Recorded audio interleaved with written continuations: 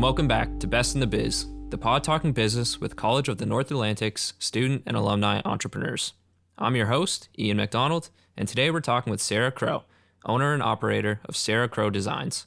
Originally from St. John's, Sarah stayed in the city, where she then went on to study Textile and Apparel Design at CNA. After schooling, Sarah founded Sarah Crowe Designs, a handmade apparel and jewelry business. Thanks, Sarah, for taking the time to be with us today. How are you? I'm great. Thanks for having me. I'm very happy to be here. Yeah, of course. Thanks for coming out. So we'll jump right into the main content here. So the first question, tell us a little bit about your business and how it came about. Sure. So my business is called Sarah Crowe Designs. I do handmade and bespoke apparel, and I also make handmade textile-based jewelry. I operate out of the Vidi Artistian Studios, which is a small craft-based business incubator in the city. So there's 10 of us down there. We all exist in our little studios and open all year round. It's a great space to operate your business in. Yeah, it sounds like a great little initiative there with the incubator. It is. When did that get started? Do you know? They've been on the go for 10 years. This is our 10th year now. Wow. Yeah. Wow, that's fantastic. Okay, so next question. What kind of role did CNA play with respect to your business? A huge one. I always say that I did the Textile and Apparel Design program, and that's kind of the foundation that I built my business on. Before that, I did the traditional route and got my degree through MUN, and just kind of felt like I was spinning my wheels in the mud. So when I went back to school and did the textiles program, I truly, like, every skill that I use in my business started in the textiles program. I learned how to sew and make jewelry and dye fabric, all of that. But then I also got to learn a lot of the business side of operating my small business through them as well. And I still use contacts and people that I met through that program all the time in my business.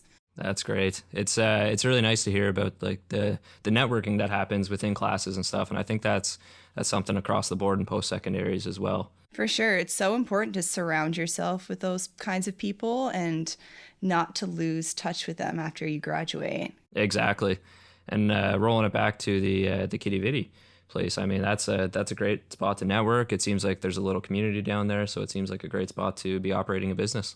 It's amazing. And I think, that's my workplace. That's where I go every day and work. And there's 9 other people who are also running their own small businesses, even though they're completely different businesses from what I do. We all have that in common. So, I have 9 little sounding boards and we can all help each other out. So it's fantastic. Yeah, exactly. It's nice to bounce ideas off each other. Yeah, it's great. Good stuff. So what made you become an entrepreneur? Well, like I mentioned earlier, I did go through the traditional route. I studied French at Memorial, thought I was going to be a teacher, thought I was going to be a translator, and just didn't end up doing either of those things. So yeah, I was working in the service industry for a long time. COVID hit. I kind of realized, I think like a lot of people, that what I was doing wasn't fulfilling anymore. And I needed a change.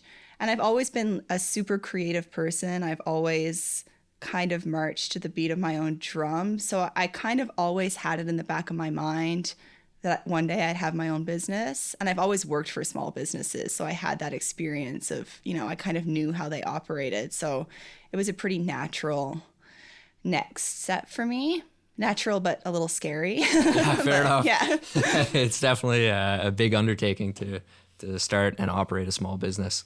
But no, it's great to hear. It's interesting that you said COVID kind of pushed you into business, because one of our other guests that we had on went through the exact same thing. When COVID hit, they found themselves, wanting to do something and just kind of launch their business from there. Yeah. So it's really interesting that you said that. Yeah, I think it gave a lot of people pause, to just kind of be like, I had a break. I got laid off from my job, so it was like, what am I going to do now? And it's an opportunity that you probably wouldn't have gotten organically. Exactly. Hey, Ian here. When I interview entrepreneurs for Best in the Biz, they often talk about the importance of a support network, especially one that includes other business owners. But how do you build that network? Well, you can start right here. Our mentorship program pairs new business owners and budding entrepreneurs with experienced business mentors. Why should you consider mentorship? Think of your business mentor as a trusted confidant. A mentor is someone you can bounce ideas off of, and they can help you avoid the missteps they made along the way. A mentor can also give you access to resources as well as a wider professional network. Support is here. Apply to our mentorship program today. Visit www.cna.nl.ca/entrepreneurship or email me at entrepreneurship@cna.nl.ca. Contact info is in the show notes. Now back to our episode. Okay, on to the next one. So, what was the most successful small business moment you've had so far? So we kind of like to touch on this one because it's puts a good taste in everyone's mouth. That's a good question. I'm still very new. I only started my business officially in November, and it's February now, so just a few months. But I don't know, maybe this is a cheesy answer, but somebody recently asked me to make her wedding dress. I think that is like, it's such a special thing that, somebody like saw my work and thought, I want her to do that for me. So that was good for my ego for sure. But also, I don't think I have like a big breakthrough best small business moments, but it's little moments like that where somebody puts their trust in you or believes in you to do something for them. Those are kind of, I guess, essentially why I do what I do. Yeah, my God. I think that's a huge moment. Yeah. That's massive. That's really cool to hear, actually. Yeah. Yeah. So when did that happen? Just recently, actually. Yeah. Okay. So I'm working on it now. Wow, that's really cool. Really, really cool. Yeah, I'm cooking it up. Good stuff. Okay, so what advice would you give an aspiring entrepreneur? I would say just do it. Like, I think it's very easy, especially if your business is, like my business is my art, which is a super vulnerable thing. You're putting it out into the world and you're just letting everybody judge it. So I think it's very easy for creative people to hold that very close to them and feel like it's a very precious thing. And that is what prevented me for so long from, starting the business. But I think if you can recognize that everybody feels that way and, don't let the imposter syndrome get the best of you, you owe it to yourself to just go for it and don't hold back. And I don't think, or at least I don't believe there is a right time to start your business.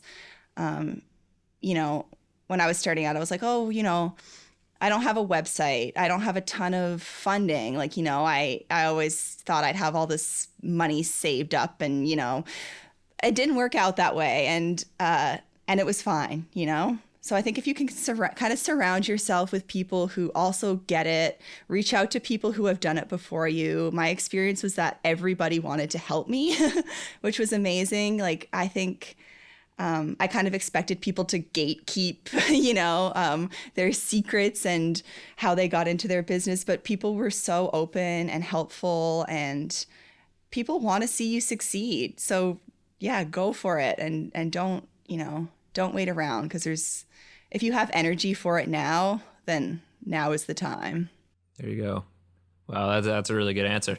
It sounds like you got a great support network as well. I do, yeah. So I'm very lucky. Yeah, that's really important too. You got someone to bounce ideas off of and always support you no matter what. So yeah, really and good. I think that a huge part of that is my network from the college. Like my instructors wanted, after I graduated, I went back and spoke to one of my instructors who was a mentor for me. And I kind of said, like, I don't know what I'm doing. I don't have a job. Like, I was scared. And she was like, I believe in you. Like, and that was enough to be like, okay, great. Like, I have her. So yeah, like reach out to people. People want to help you. Yeah, exactly. And I think when you were talking about the businesses, like there's no perfect time to start. I think that's so important, and it's a message that seems to come across almost every time as well. Is to just kind of jump in and really get started. Yeah. And take it from there. So that's great. I gotta say those are some really informative stuff. So that's pretty much all the questions for today's episode. Thank you for chatting with us again. Would you like to share any of your social media so the audience can get in touch with you? Sure, yeah. I'm Sarah Crowe Designs, SarahCrowe Designs, everywhere. So, Perfect. Yeah, you can find me on Instagram and Facebook and my website. Go for it. Chat to me if you want to open a business. I'll help you. There you go. There you go. Maybe we'll see that wedding dress up there shortly as well. Awesome. All right. Well, thanks again for coming in. That's a wrap for this episode, folks. So thank you again for tuning in to Best in the Biz, CNA's entrepreneurship podcast. Leave a review if you like today's episode, and keep up to date with all new episodes on our website at www.cna.nl.ca/entrepreneurship and on all major streaming services at Best in the Biz CNA.